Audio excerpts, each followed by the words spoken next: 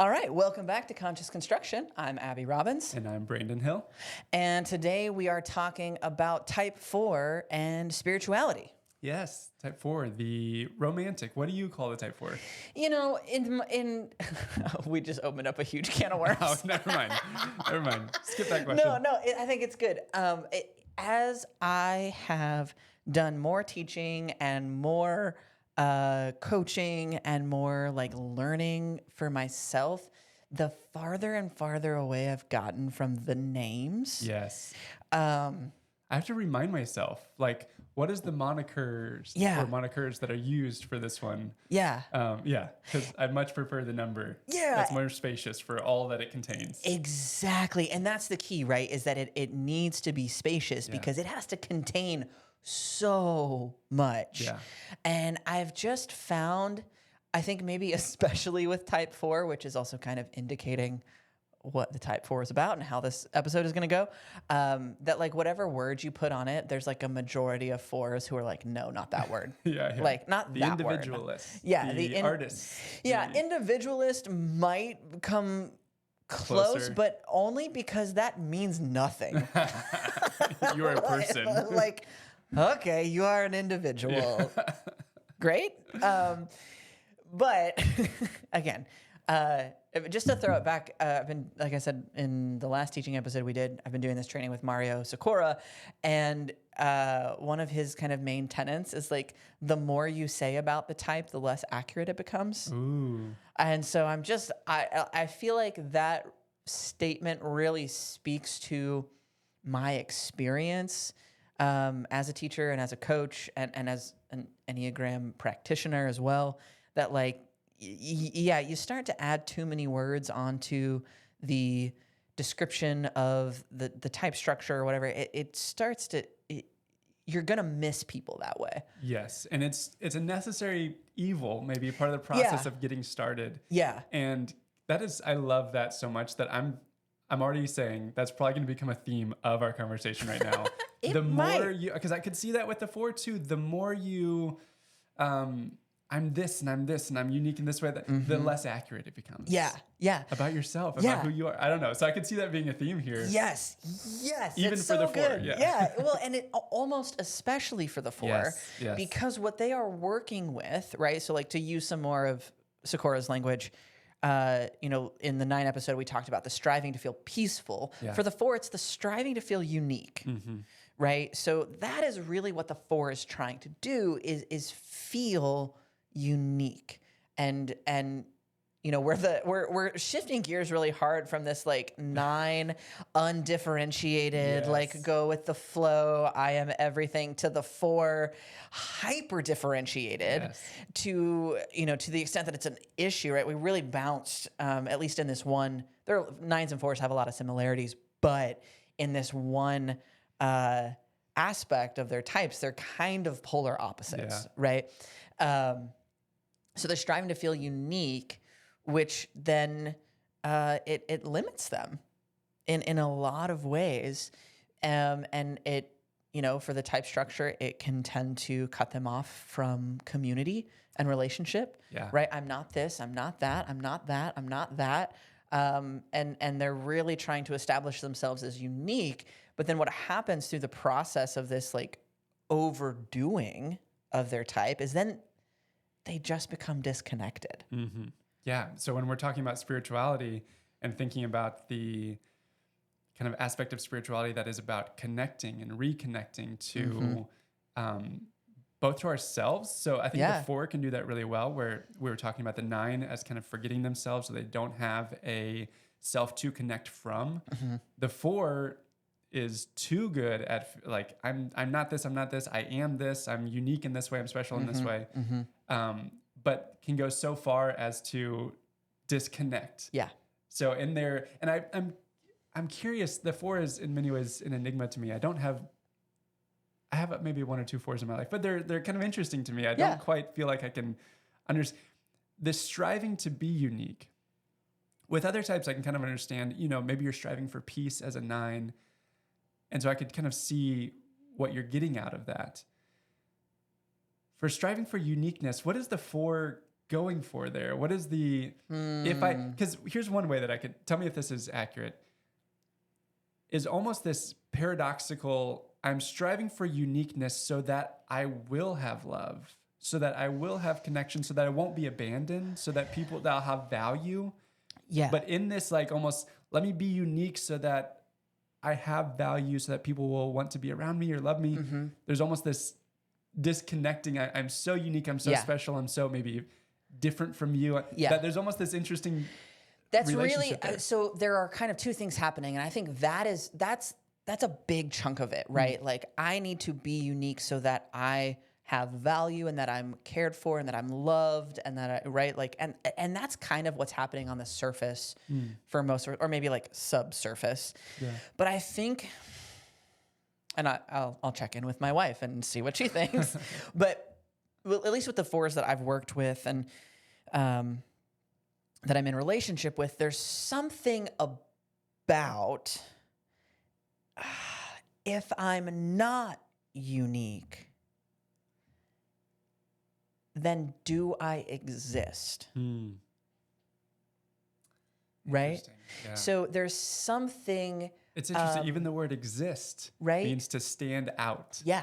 Yeah. To be. Yeah. Right. And so this uniqueness is like the overdoing of their being. Right. 4s, we've shifted into the heart center. 9s, a couple weeks ago, we're in the body center, the body triad. 4s are in the heart triad. And a lot of folks call the heart triad the image types, which I really like that language, because they're always kind of performing this image in some way or another. 3s are kind of the epitome of that. We see that a lot. But 4s do it as well. They're kind of trying on their identities. And then in the same way that a 3 can, they can really over-identify with it. But they're not trying on identities that make them look successful necessarily, but make them unique. Yeah.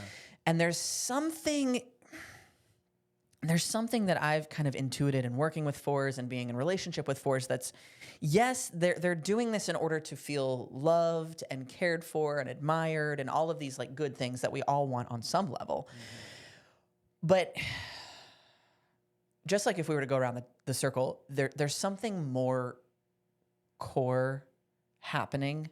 Like, to not feel the way we are striving to feel is much more of like an existential threat to us, to all of us. Like, if we go around the circle and be like, okay, well, if I don't get this, then like, am I actually a person?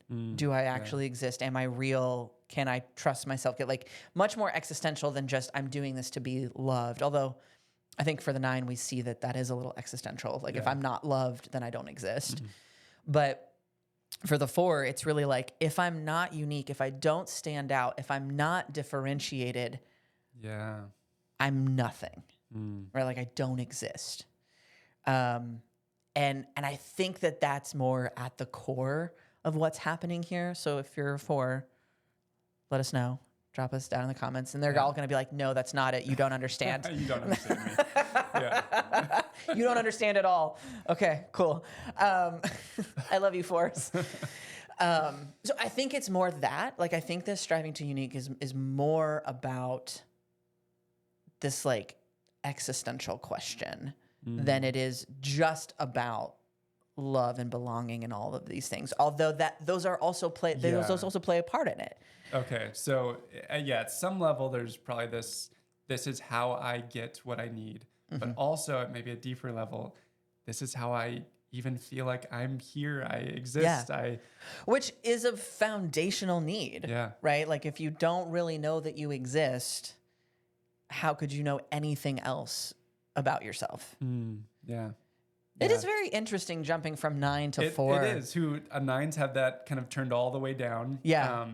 There's this comfort and almost feeling of safety from forgetting the self. Yeah. And 4s in having almost the exact opposite way of being, which is there's a comfort and a security. Yeah. In, I know exactly how I'm different, how I'm unique, how I stand out. Interesting. Yeah. So diving into kind of the the concepts and the structures for type 4, we have the holy idea of holy origin. Holy origin. Yeah. Ooh. And then we have the virtue of equanimity. Yeah. I think equanimity is something that people have, especially if they have any sort of like religious or spiritual experience, especially Eastern spiritual experience talks about equanimity a lot. But holy origin is something I find a lot of people struggle with. Yeah. Tell me more about it. I want to learn here. So, as best I understand, right? Because there is some, I feel like I need to name the limitation that I have talking about any spiritual experience or capacity that is not my own. Sure. Right. So as I understand it, holy origin is, it's like living into and experiencing. Oh man, a spiritual teacher of mine used to call it dog ball theology. Ooh, dog ball? Dog ball theology. and he'd be up on, the little stage in front of our community, and he always had he had like a chair that he'd sit in, and the chair, a little side table, and he'd pull out of the side table this little like dog squeaky toy. Okay. And the dog squeaky toy was like a ball, but it had little nubbins all over it. Right, they were like different colors or whatever, so the dog would be like excited. Yeah. But dogs can't see color, so I don't know why we do that. But anyway, he would talk about this little nubbin is you, right? And then this nubbin is your partner, and this nubbin, and each one of these nubbins represents a piece of reality, a piece of the universe.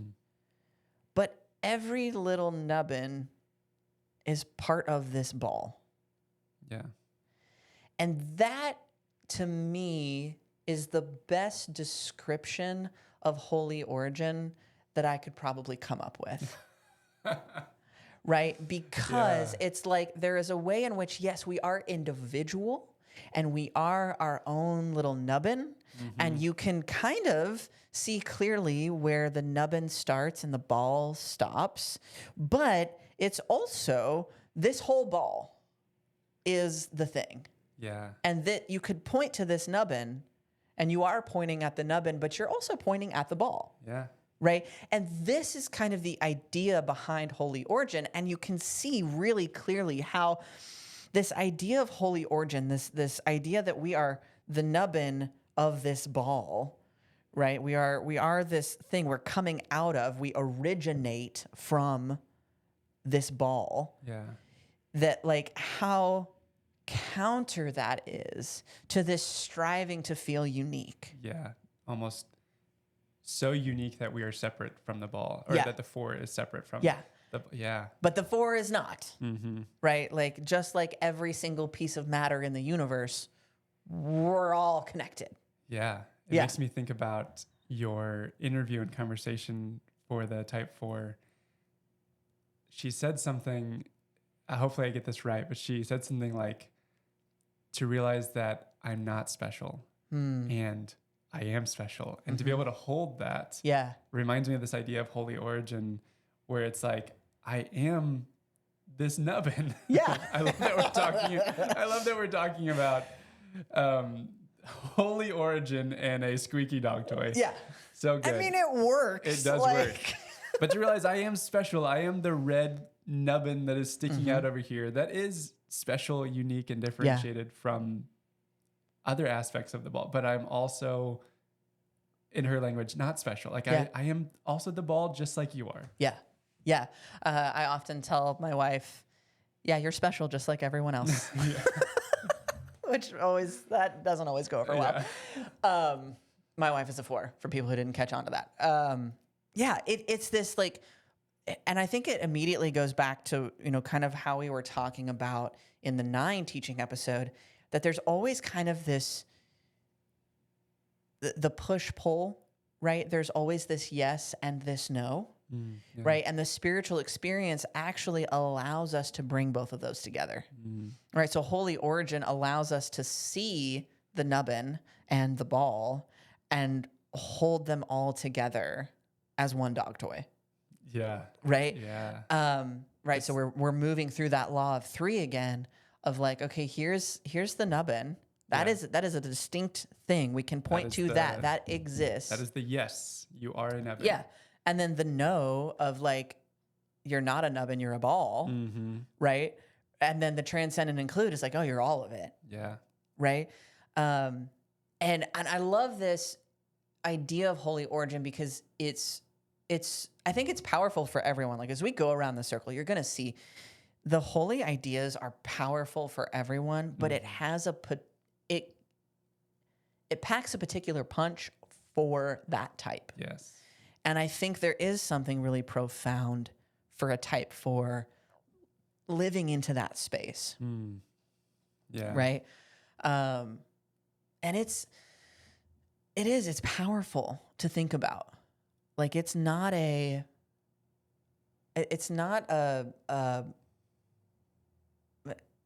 JV concept.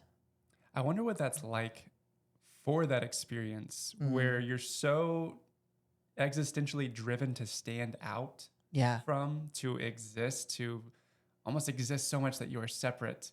Yeah. What that experience is like to have this, transcend and include this kind of law of three experience of holy origin, to where you're part of it with everybody else, and you're a distinct part of it. Yes, absolutely, affirm that.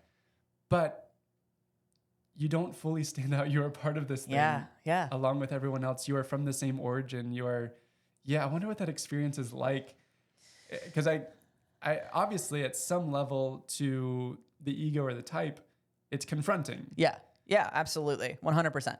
And what I also know about the confronting of our ego and our type is there's probably also this, at a certain point on the journey, this, like almost this like, thank God, like literally. Yeah.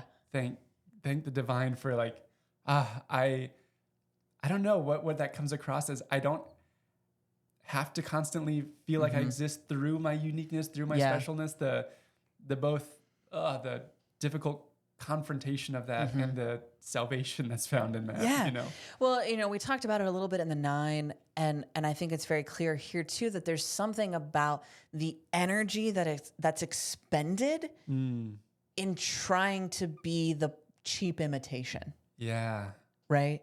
Yeah. Like, and I've talked a lot with Danielle, my wife, about, like her experience of these sorts of things. And she talks a lot about how, especially when she was younger, she spent so much time and energy investing in these identities, right? That then ultimately always ended up feeling too small, right? Because there's something about the 4 in this striving to feel unique. There's also this like 4s are deeply in touch with this expansiveness, which I think is part of what they're touching into through holy origin. But you can't over-identify the expansiveness because then it's no longer expansive. Right? Ooh, I'm having to sit with that. In the same way that the more you say about a type, the less accurate it becomes, right? I love how things keep tying in. But the more you try to describe this expansiveness, right? The more you try to put a unique identity on the dog ball, right? The less it becomes the dog ball and the more it's just a nubbin. And there are tons of nubbins, right? We're all little nubbins. We're all little nubbins. I hope that becomes the title of this episode. Okay, we're all little nubbins. Yeah, it that's making me think about the, what would you call it, enjoyment with or identification with the extremes that the 4 can have. The extreme highs, the extreme lows, the real feelings, the meaningful feelings are on this part of the spectrum. You know what I mean? I mean, we've kind of shifted. I mean, there's been a really nice little segue into the like counter of equanimity. Yes. Right? Yes. Because there is something about the 4s believe somewhere in their type structure that like the real thing, right? So if we're striving to be unique, we're playing with this holy origin, there is something very profound about the authenticity and the quote unquote realness that a 4 is also striving for. Because a 4 looks, I mean, I think this is especially true in the United States, where our culture is so 3-ish that it's easy for it to be seen as fake, right? And so in order for a 4 to be unique, they have to be real. I don't know that that's necessarily as hot a topic for 4s in other cultures. That I don't know. If you're not in the United States and you're listening to this, let me know. Like, do you find that 4s have as much of a, hair trigger for inauthenticity? Yeah, that's interesting how the type plays off of the culture that it swims in. Yeah. And you can talk to Enneagram teachers who do this work all over the globe, and they're like, in order to do this work well, you have to be mindful of the cultural shifts, right?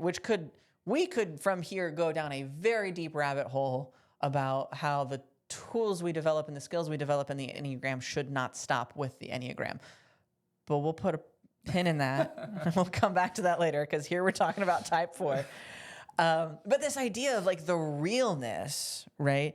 And what happens for 4s is they believe that only these extremes are real. Yes, yeah. And there's something that happens. There's this like habitual amplification of their feelings that happens. Not a lot of 4s like to cop to this, but what a 4 is doing, especially in their big feeling states, is they're having a very real feeling, and then they are expanding upon it, right? They are amplifying it. They're intensifying it in order to get the real gritty, authentic, unique juice now I'm alive. Out of that. Now I stand out. Now I exist. Okay. Right. So there's always this like amplification going on with these feelings that are on either side of the extremes. And with that, there's an amplification to get to the extremes, or an amplification of the extremes, and also maybe a dismissiveness of the middle. Because the it's mundane, too mundane. Yeah. It's like, well, everybody has these feelings, but only I have these feelings, right? Which is not true. Everybody has all these feelings, but there's a way in which 4s can convince themselves, well, if I really just push it, if I really go deeper, if it, and maybe it's ecstatic joy, on the high end of things, right? Like it's a transcendent, or or then it's completely just depraved and painful, and right. So it's this like back and forth, that really pulls them out of the beauty and the almost like artistry of what can happen in the middle. That's interesting, because there's like this feeling of these things are real. These extremes are real. The highs, the really low lows, that's real. But I think about in spiritual traditions, there's often talked about the learning to love and accept and be with what is. Yeah. And that is the most real thing, is learning to see, hey, this is what really is. And the 4 is almost in this attempt to get to the real, miss the real. Yeah, exactly. And so when we talk about the experience of equanimity for type 4, it's you get there by not doing this amplification, right? In some ways, you get to equanimity by practicing equanimity, by like not jumping into either side, not throwing yourself fully into the deep end, but allowing yourself to be where you are. And then you get to experience being where you are. And this is such a powerful thing for 4s. It's actually really interesting, because in the conversation with Elizabeth, who will be our type 4 interview that y'all will get to listen to next week, she describes a little bit of her journey in recovery, in sobriety, in the 12-step program.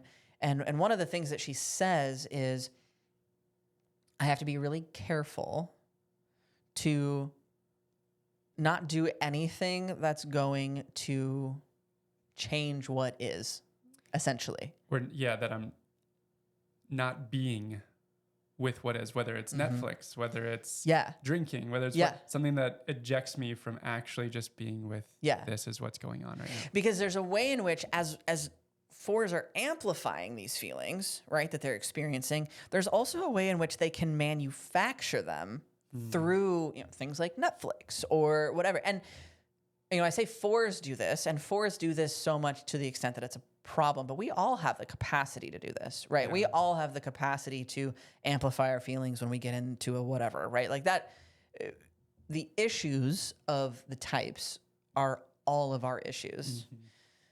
There's just one issue we're really, really good at. Yeah.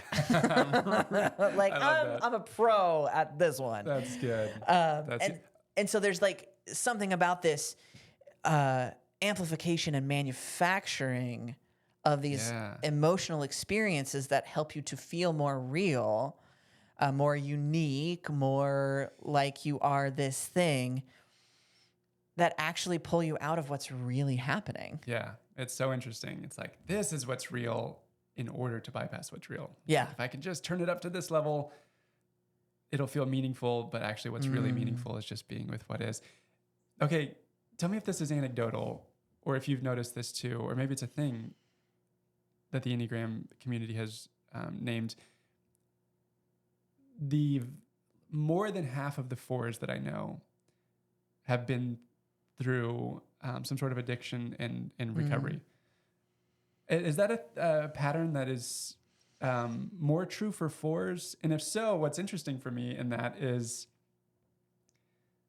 that often addiction is used many times to numb. But there's also this thing for fours of like, I don't want to numb, I want to feel it all. So there's almost like, and it could be anecdotal, but several of my four friends literally like 80%, like 4 out of the 5 fours in my life have been through AA. Yeah. And are sober now. And it's interesting as I'm thinking about it in terms of turning things up, and yet they've also used things to turn things down inside of them. But I don't know if that's a thing or maybe anecdotal. I don't see that there is...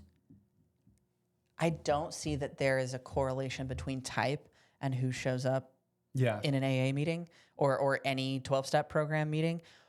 What I do see is that more, how do I want to describe this overlap? The overlap is not between four and addiction. The overlap is between people on the spiritual journey and addiction. Ooh. Now, what's the correlation or causation there? Is it the addiction leading to the spiritual journey? And hey, I've got work that I need to do that's being revealed by a very acute symptom in addiction? I think it's maybe that and the opposite. Like, I think it's also people who go on the spiritual journey realize that they are using certain things inappropriately. Yeah. I think it can be both, but the 12 Steps talks about how whatever you're dealing with, whether it's alcohol, sex, drugs, spending money, there's literally I believe there is like a 12-step program for almost everything. Yeah.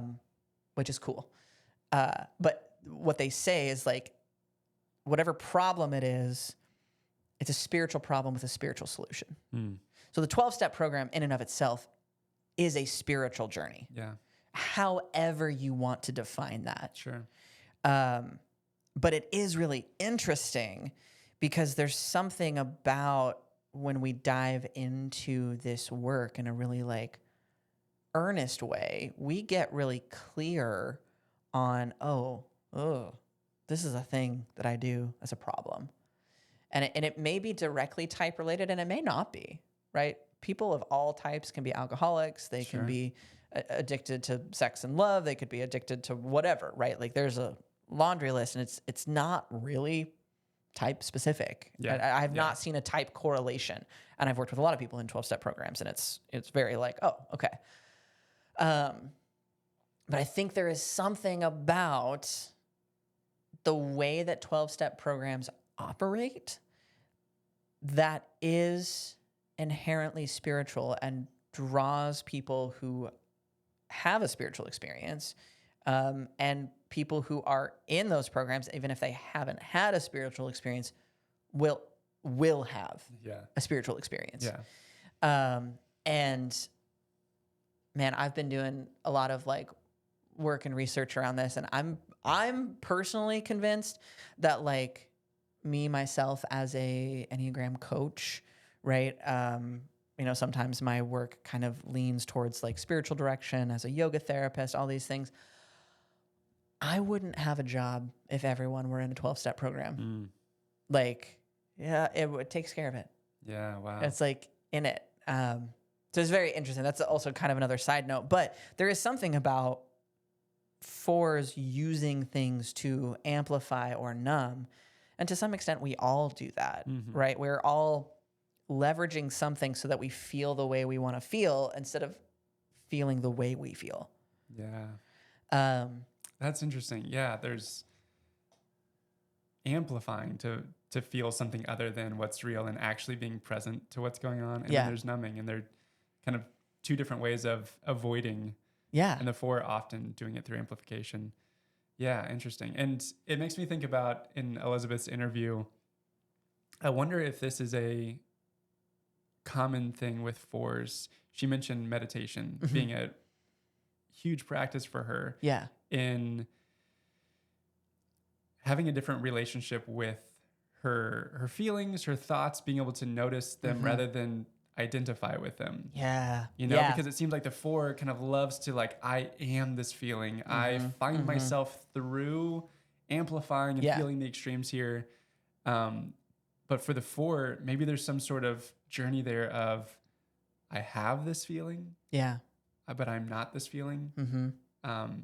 And maybe even I'm even more, more fully actually experiencing this by not identifying with it. Like, it's actually more able to roll through me, I'm able to ride the wave. I don't know what that may be like for a 4, but it seemed, and I could kind of hear in their story, like, oh, that's interesting. Like this stepping back into, maybe in spiritual traditions, what would often be called like the observer, the witness part of us. Whereas the 4 maybe wants to, at some level, kind of get lost in like, I'm not the observer, the witness. I am this feeling right now, and now I'm this feeling, and now I'm, and you can't pin me down, and I'm high and I'm low, and to actually have a practice that allows you to say, oh, I'm having that, but I'm not that in some way. I heard that in Elizabeth's interview in a way that really stuck out to me. I was like, oh, is that kind of, for at least her, a piece of what this spiritual journey has looked like? Yeah, and there is something I believe, right, from my own my own background, my own perspective. There's something very universal about meditation and its positive impact on anyone's spiritual journey, especially if guided and led in a appropriate way. But there is something very particular for the 4 in this.